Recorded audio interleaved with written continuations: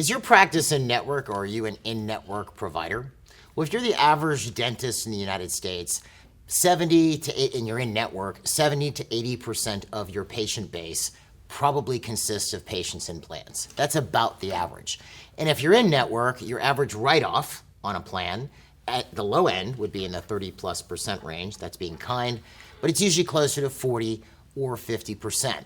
So if you do the math on this, if you had a practice that collected $900,000 last year, okay, and it's 70% PPO, that practice wrote off $420,000 during that period. In other words, if they're writing off 40% of the fee with all the planned patients and 70% of the patients were in network, they wrote off $420,000. So let's say this is you, or close to you, or maybe your situation is worse. What would you be able to do with that extra $420,000? Because chances are, even if you're in network, you're paying your bills, you're paying your lab fee, you're paying your staff. Who's not getting paid? You. So you make that extra money. Instead of collecting $900,000, you collect $1.32 million. What would that mean for you?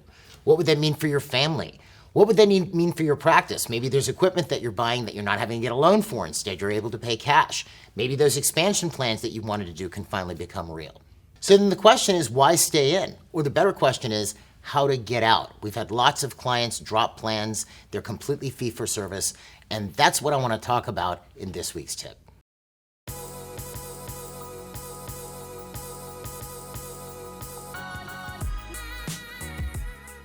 So first thing I should start off with here is there is no one-size-fits-all solution for this. I'm going to give you sort of a generalized framework about how to drop plans. But everybody's situation is different. You might only have 10% of your practice in network, or your practice may be 100% network-based, okay? So for individualized help, which is what I usually recommend if you want to take this because this is a large decision, I'm going to give you one of two things that you can do. First thing, we do a 1-hour event where we get into the nitty-gritty about how to drop plans. I'll put a link to it. It's usually on Wednesday nights. I'll put a link to it. It's not every Wednesday night. Put a link to it at the bottom of or in the description here of this video. Second thing is we do a consultation called the Fees and Plans Analysis.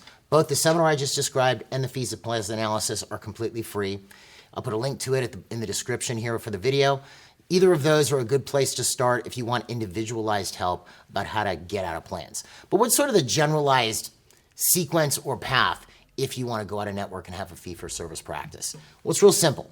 First thing you have to do is first decide, like it's something that you're finally going to do. So let's say you've made the decision, this is something you want to do. You want to stop getting paid $7.80 for a crown instead of the $13.50 that you should be getting paid. So let's say you've made that decision. That's the first place that you start. Well done. Next step is you have to know when you drop plans, you are going to lose some patients, but it's not as bad as you might think. The average practice will lose at a maximum 30% of the patients from that particular plan. You might go, well, that's a lot. That's true. But let's do the math on this for a second. If you have 1,000 patients in a particular plan and you lose 30%, that means 300 of those patients are going to leave. But let's walk that forward for a second. Let's say I have this plan with 1,000 patients in it, and I have 3 patients in this plan that all need a crown. Well, my in-network fee for this crown is $800. Let's say my out-of-network fee is $1,400. My normal fee, in other words, is $1,400, but my in-network fee is $800. So I have patients 1, 2, and 3. They all need crowns. If I do all 3 of these crowns in network, I'm going to get paid $2,400. Now let's say I drop the plan, and one of these patients, patient number 3, says, Doc, I love you, but I can't stay unless you take my insurance, and they leave the practice. But I still retain the other 2. I've actually lost more than 30%. That's 1/3. That's 33%. But I still have patients 1 and 2. And I do those crowns at $1,400 a piece. I made $2,800. So I could do 3 crowns for $2,400 at $800 crown, or 2 crowns for $2,800. And also, when I do them for $2,800, my material cost goes down, my labor cost goes down, my lab fee goes down, the amount of time I spend has to go down. I'm actually getting paid what I'm worth. And funnily enough, when we do a lot of these fees and plans analysis, what we'll often find is a practice can maintain their revenues even if they lost more than 30% of the patients in that plan. It may not seem as busy anymore, but the revenues stay the same, which is usually what we expect. Your revenues should at worst stay the same, if not go up. Your profit margin is going to go up absolutely, but your revenues should not go down when you drop plans. Those are the first two things. You have to decide, and you have to know you're going to lose up to 30%. In a lot of cases, it's less. So what's the next step?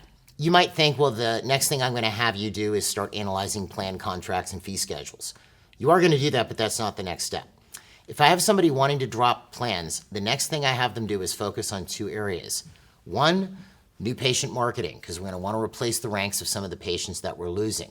Again, not to make a shameless plug, you've probably heard of the MGE New Patient Workshop. It gets you about at least a 42% increase. That's the average increase clients see from this when they do the workshop. Put a link to it in the video description. It also comes with a money-back guarantee. You want to make sure that you're marketing. That's the first thing. Second thing I'm going to have you work on is reactivation. Now, you might go, well, why am I going to have you do reactivation? New patient makes sense, but why reactivation?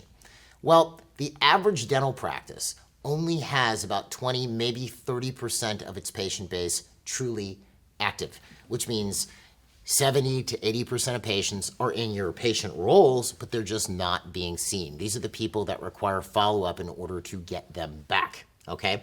And if you want to do a little experiment on this, here's what I recommend that you do. Take a look at the number of patients, you can do this in your software, the number of patients that your practice has seen in the last 5 years. Let's say that number is 4,000. So you get that number of patients. And then the next thing I want you to do is take a look at how many of those patients have an appointment date or a next visit date after today. So let's say today's the 20th.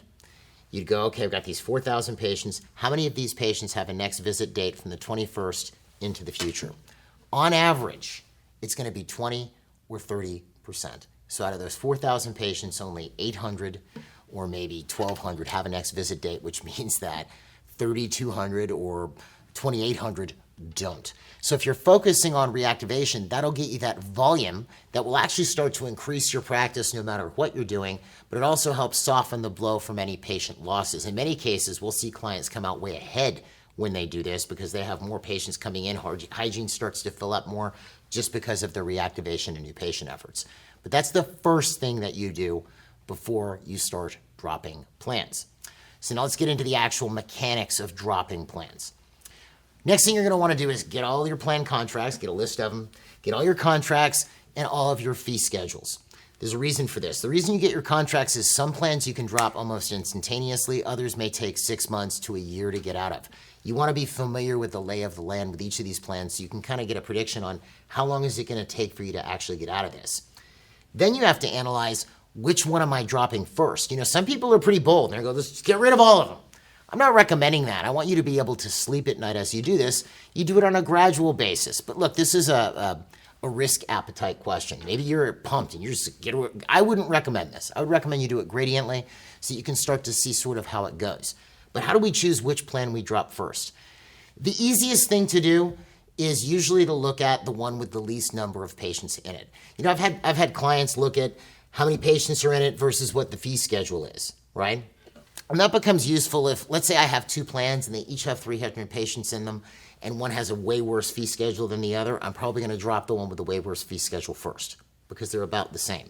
But let's say, I don't know, 90% of the in-network patients I have are in this plan with a very bad reimbursement schedule.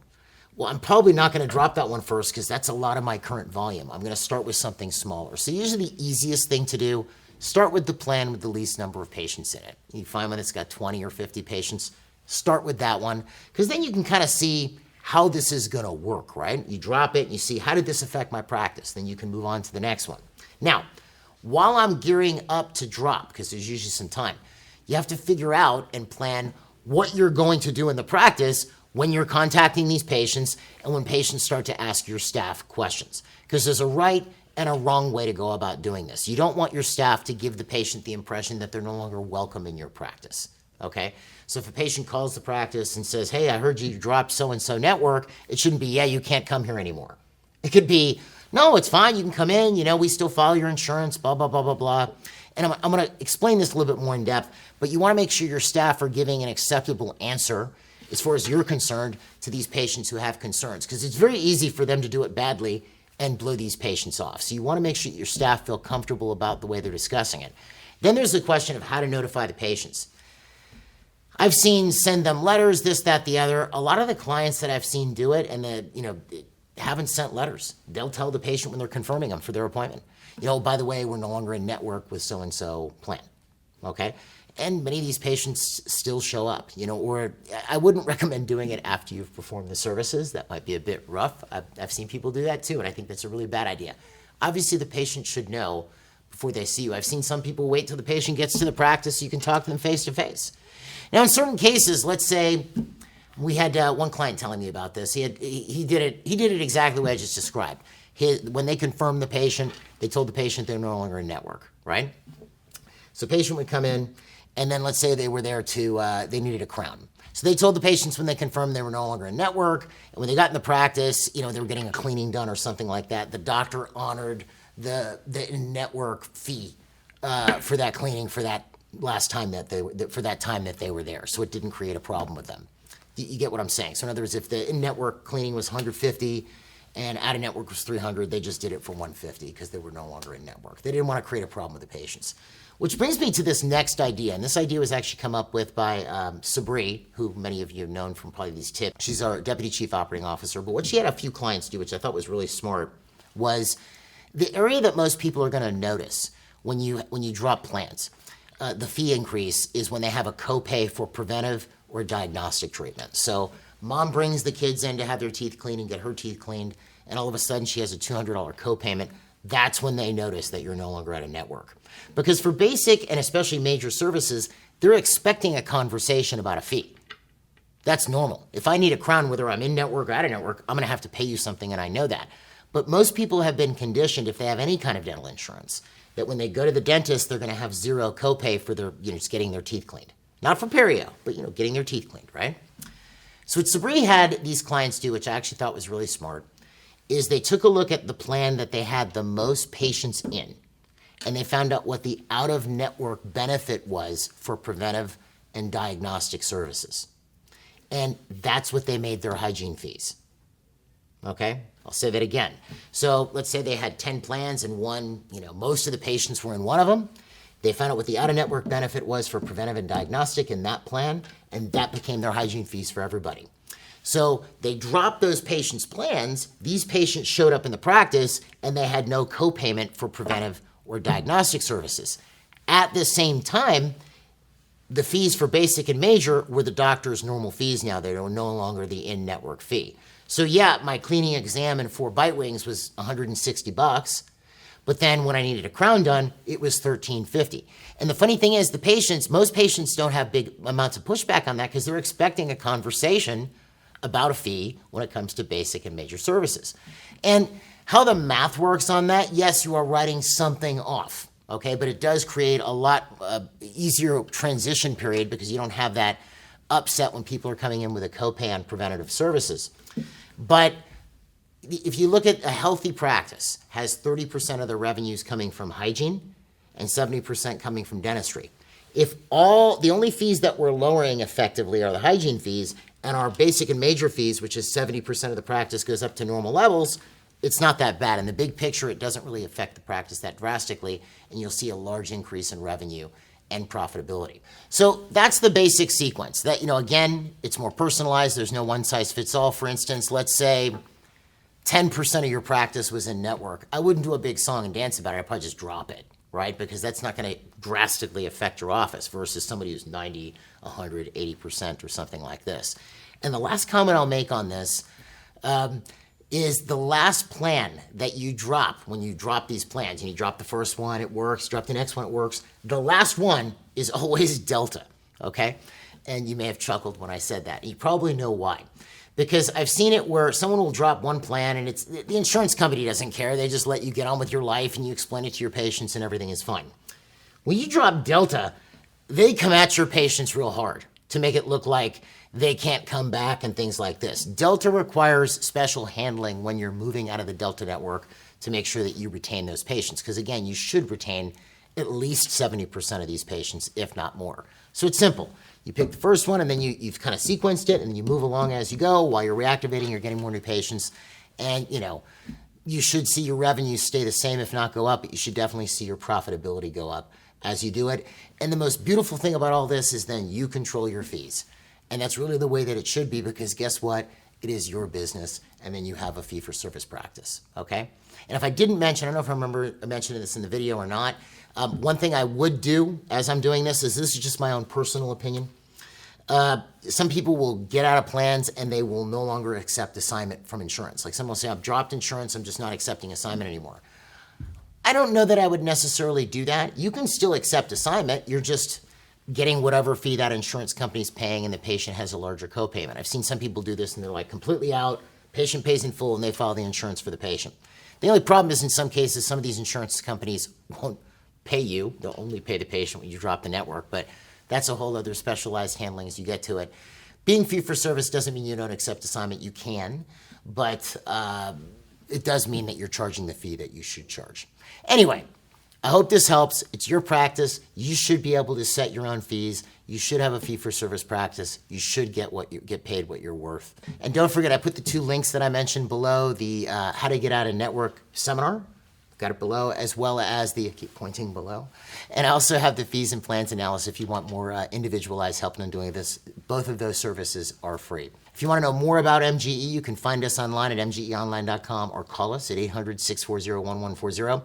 And if you'd like to make sure that you keep getting these tips as we put them out, don't forget to subscribe to the channel and click the notification button so that you get informed when we come out with a new video. Folks, have an awesome week, and we'll see you at the next tip.